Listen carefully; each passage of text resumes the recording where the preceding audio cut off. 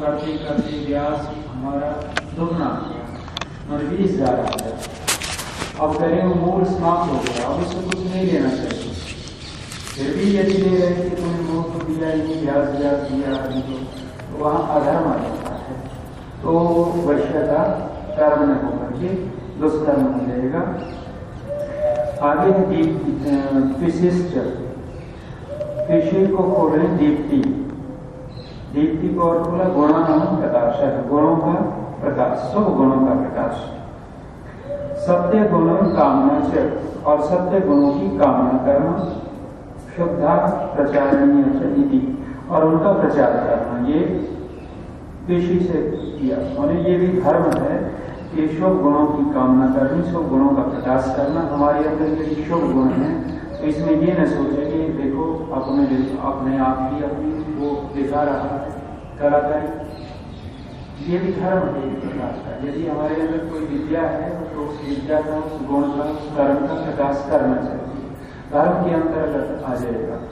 बहुत सारे वैद्य देखे होंगे, उनके पास कोई ऐसा नुस्खा होता था कि दूसरों के पास नहीं होता था, और वो दूसरों को बताते ही नहीं थे, प्रकाशित ही नहीं करते थे। गुण था उनके अंदर, और ले करके मर गए क्या, ले डूबे करेंगे, चले गए। ऐसे कुछ विद्याएं होती थी पहले किसी के पास, तो वो धर्म में होकर के अधर्म हो जाता है। कोई योग्य व्यक्ति हो तो जरूर बता देना चाहिए, प्रकाश कर देना चाहिए, और सत्य गुणों की कामना भी करनी चाहिए। जितने भी सत्य गुण हो उनका प्रचार।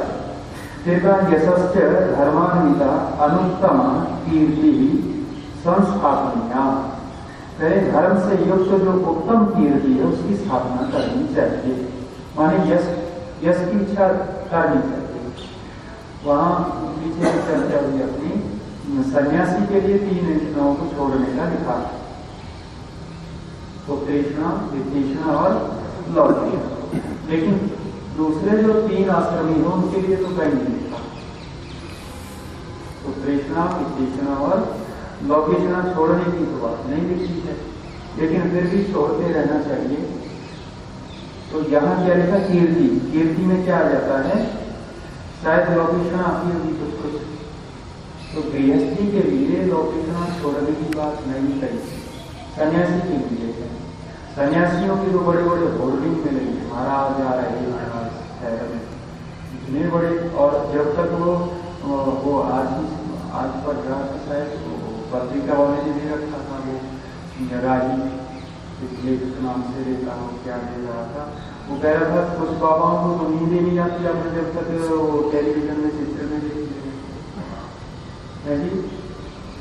इतने लोग कृष्ण से ग्रसित हैं, तो कीर्ति होनी चाहिए। लेकिन कीर्ति कौन सी, यहाँ स्वामी दयाल ने दिया, धर्मान्विता, धर्म से युक्त हो वो, उस कीर्ति की स्थापना करनी चाहिए। तो गृहस्थी लोग बहुत सारे सोचते हैं कि क्या जरूरत है, कामना जरूर करनी चाहिए, वो भी धर्म है। लेकिन सन्यासी के लिए बहुत निषेध किया, सन्यासी बसता रहे लौकिक, और वो श्लोक की क्या दिया इसमें, विश्व और अमृत वाली बात कही, सम्मान ब्रह्मणों नित्यम मुद्रिवेद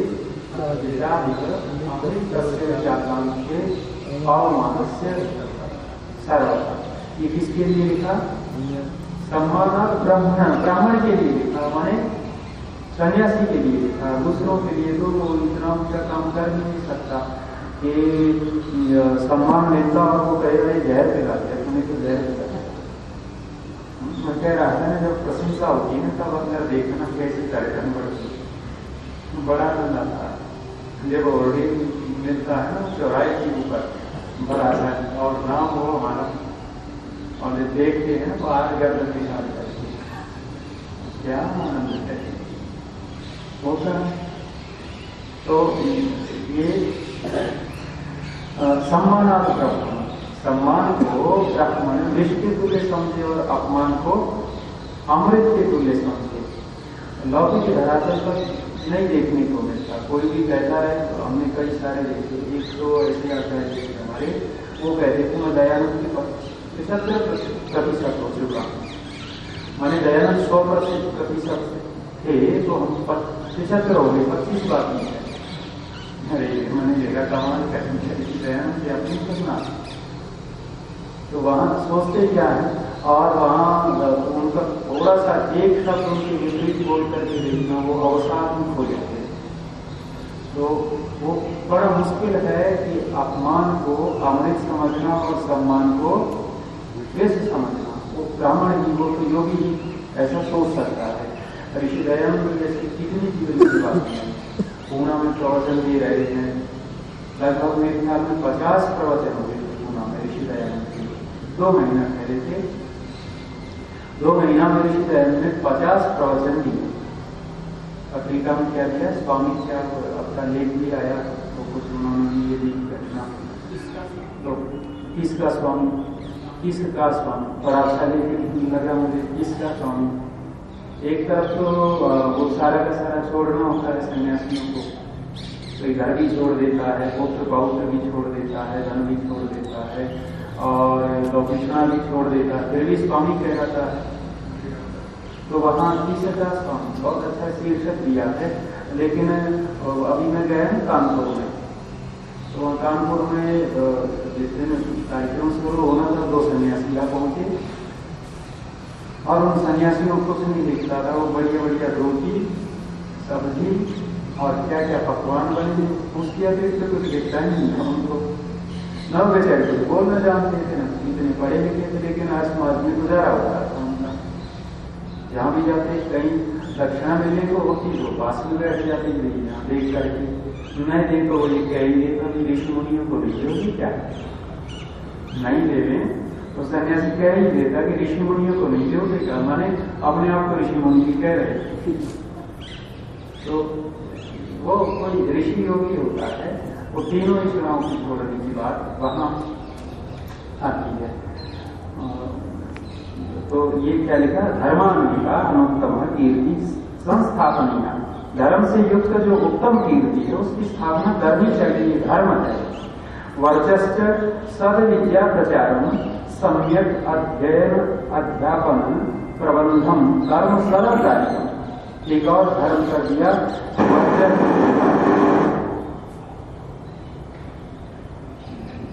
सद विद्या प्रचारम, ये रेडियो जैसा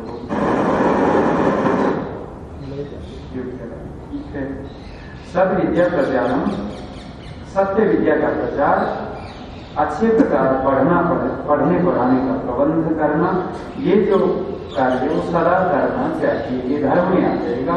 सद विद्या का प्रचार नहीं होगा तो एक स्वामी दयानंद वहां बात लिखते हैं,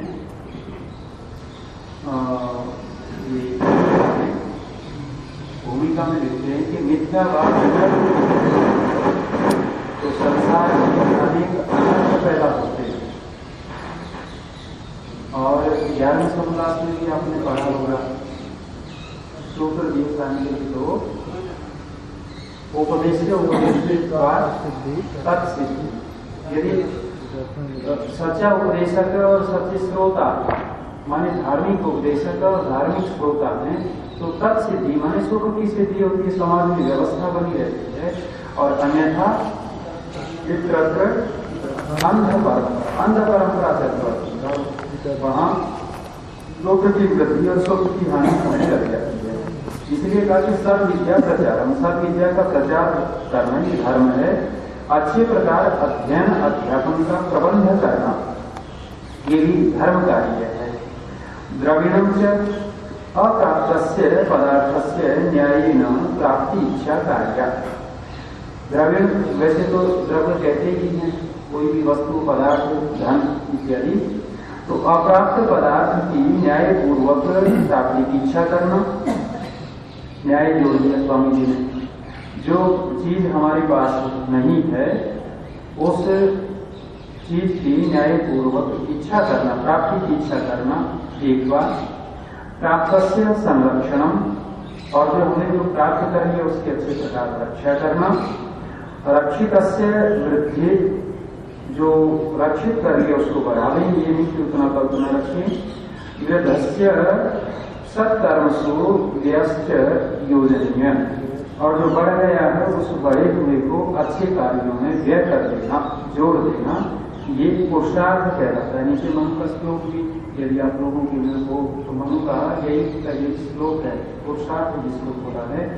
अलब्धम चैव लिप्सेत लब्धम रक्षित प्रयत्न रक्षितम वर्धयेत् चैव वृद्धम पात्रेषु निक्षिपेत्। ये 4 प्रकार है, वही इस श्लोक में कहा, वही स्वामी ने कहा है। तो ये पुरुषार्थ है। आज इस रत्नमाला में भी यही पुरुषार्थ स्वामी जी ने खोला है और ये 6ठे समोल्लास में भी आपको मिलेगा। एक चतुर्विधम पुरुषार्थेन धन धान्य उन्नति सुखी सरल कार्य। मतलब इस 4 प्रकार के पुरुषार्थ से धन धान्य की उन्नति और उन्नति सुखी सरल कार्य, धन धान्य की उन्नति और सुख को सदा करना चाहिए।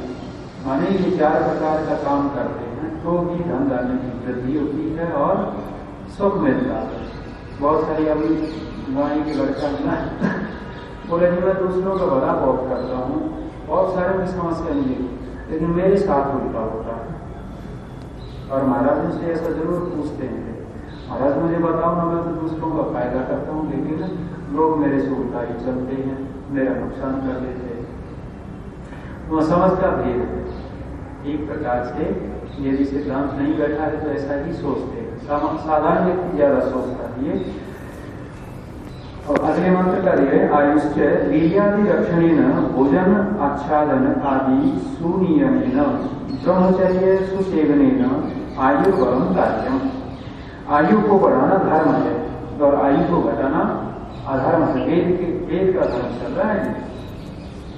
तो आयु बढ़ने का तरीका है वीर्यादि रक्षणेन, संयम से जीवन बिताने से, भोजन आच्छादन आदि सुनियमेन, ठीक भोजन, ऋतु अनुकूल। वो क्या लिखा है, एक कहा दिनचर्या निशाचर्या ऋतुचर्या तथैव च। ऐसा कुछ श्लोक है, कहे कि यदि अपने आप को ठीक रखना, आयु लंबी करनी तो दिनचर्या ठीक हो, रात्रिचर्या ठीक हो और ऋतुचर्या तथैव च, और ऋतुचर्या ठीक हो। तो तीनों यदि ठीक होती है तो शरीर ज्यादा स्वस्थ रहता है और हमारा ज्यादा बिगड़ा ही हुआ है।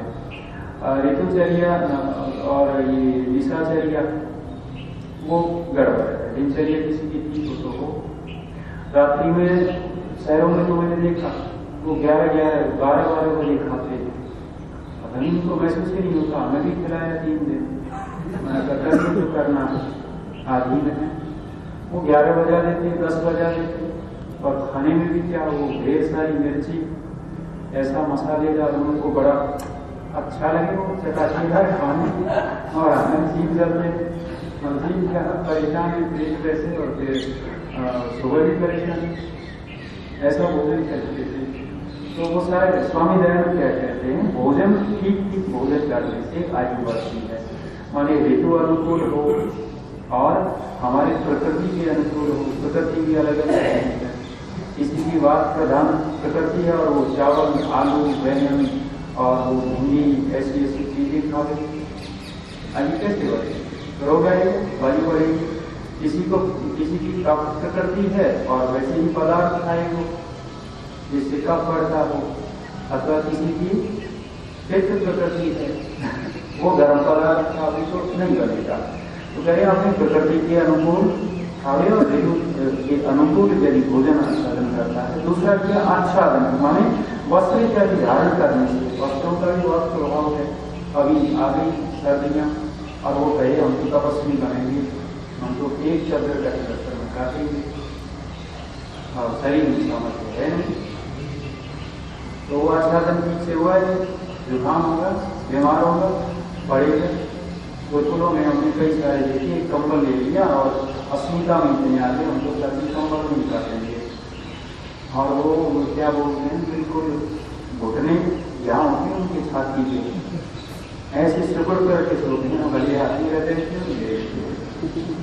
हृदय लेने में उनको ये लगता है कि अधर्म हो जाएगा, पाप हो जाएगा, कंबल में लिपट करके सोते देखा होगा। तो आच्छादन कहते हैं वस्त्र इत्यादि का भी ऋतु अनुकूल यदि वस्त्रों का हम प्रयोग करते हैं तो आयु बढ़ती है। सुनियमेन ब्रह्मचर्य सुसेवनेन आयुर्बलम कार्यम, और ब्रह्मचर्य इत्यादि के पालन से आयु और बल को बढ़ाना चाहिए, ये धर्म है। रूपम से निरंतर विषय असेवनेन सदैव सौंदर्यादि गुण युक्तम स्वरूपम रक्षणीयम। दूसरा कहा कि रूप कैसे बढ़ता है, तो निरंतर विषय का असेवन, मतलब लगातार विषय से भी न हो। यदि लगातार विषय से भी रहते हैं हम, यदि हमारा, तो हमारे रूप का क्षय होगा। और एक रूप बढ़ता है अलंकार की जाएगी, फिर वस्त्रों पर आ गया। यदि वस्त्र अच्छे पहनते हैं तो भी रूप का वो निखार बात आई है। एक ऐसे ही मेला को चेहरा बैठा हो, एक स्नान इत्यादि करके और अलंकार करके वस्त्र पहन करके बैठा, अंतर है। हमने देखा कि जहाँ तक मैं रबर पैरों यहाँ तक उतारो कहाँ है, उतारो गर्म पानी से निकाल रहे, कहाँ से वो होगा। तो ये तप करना चाहिए, लेकिन शरीर की रक्षा करते हुए अच्छा नहीं। उसको गर्म पानी से, सर्दियों में तो हो ही जाता है, लेकिन गर्म पानी करके तेल लगा करके उसको धीरे धीरे उतार के, नहीं तो अंदर में रोग आ जाते हैं, तमोगुण खाया रहता है, तो रोग निकालना चाहिए।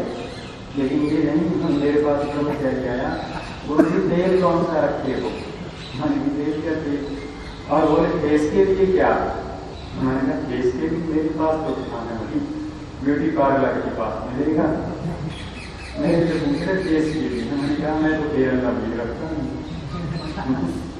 तो लगाते हैं हम कई सारे, ठीक है लगा लेंगे, लेकिन युक्ति अपने नियम में रहकर धर्म का पालन करते हुए रोग निखारना चाहिए। ये तेरा धर्म है, लेकिन वो दिन के तेरह नौ दिन के चक्कर में आए, उसके घेरे में पड़ेंगे, फिर तो कुछ और भी आएगा, फिर और आएगा, फिर और आएगा। सारी माताओं की तरह श्रृंगारदारी रखनी पड़ेगी, बढ़ता चला जाएगा। ये रूप ठीक रखना चाहिए। सौंदर्य आदि गुण युक्तम स्वरूपम रक्षणीयम। वैसे ही देखो आधे कर्म यदि बच्चे आता होता है, हम जब देखते हैं इनको अच्छा लगता है, यहाँ लगे हमारे अंदर तो रोग है, क्या करें। आगे देखिए नाम है, कहें सत्कर्म अनुष्ठान में नाम प्रसिद्धि कार्य। सत्कर्म के अनुष्ठान से अपने नाम की प्रसिद्धि करनी चाहिए। वो कहते हैं कई बार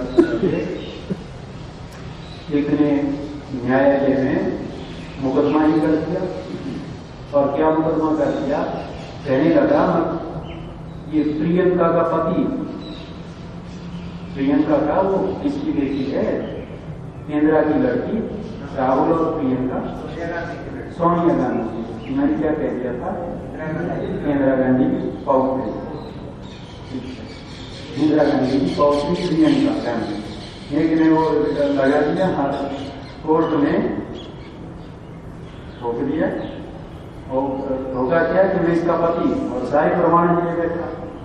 बाद में चिट्ठा खुला, पता लगा कि उसको लीकेज भी कर रहा, नाम कमाने के लिए इतना सारा उसने जंजाल फैलाया, और इतनी प्रसिद्ध है, इतने लोगों, प्रधानमंत्री जिसकी दादी और जिसका पिता प्रधानमंत्री और जिसका स्वयं भी बन सकती है, मौका लग गया।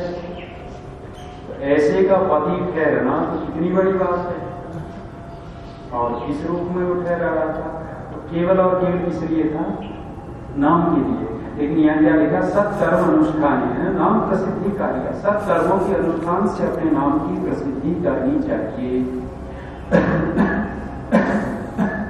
अब ये पढ़ते हैं हमारे आचार्य हरीश जी आदि, वो कंप्यूटर वाले, दिमाग कंप्यूटर इतनी तेज से वो गणित नहीं कर पाता जितना वो कोई व्यक्ति है ना। ऐसे हमने सुना कोई एक लड़का है ऐसा कि जितनी भी बड़ी संख्या दो आप, वो कैलकुलेटर में जितनी देर में लगाओगे उतनी देर में झटको कर देता है। महेश है जी उसका नाम, महेश होगा। तो उसने क्या किया कि ये भी उसका ही कर्म है, गलत कर्म तो है भाई, अपनी नाम प्रसिद्धि करेंगे, उसका नाम प्रसिद्ध हो गया, ठीक है। दूसरे काम भी करते हैं, ये क्रिकेट रहे, हमें तो सब कर्म लगता है, क्रिकेट प्रेमियों को खराब नहीं देखते, हम उलट घुमाते रहते हैं। इधर से उधर से इधर। अरे अभी कबड्डी देखती तो बम लगता, उसको छोड़ करके लगती पीछे पड़े। और कितने देश हैं, 8-10 देश बताते हैं केवल, और उसकी जो वर्ल्ड कप चलता है और वो पता नहीं कितने सट्टे लगते हैं। और जिस दिन वो गेम होता है हर पाकिस्तान का हो तो उस दिन तो व्यापार ठप हो, उस दिन कार्यालय ठप और पता नहीं क्या क्या ठप हो जाता है। देश को डुबो दिया जाए, फिर भी नाम चल रहा है, नाम चल रहा है इनका। सचिन तेंदुलकर, वो कहते हम लोग फैन है, उसके फैन है, हमको अच्छा लगता है। मंदिर बना दीजिए उनके उनके काम।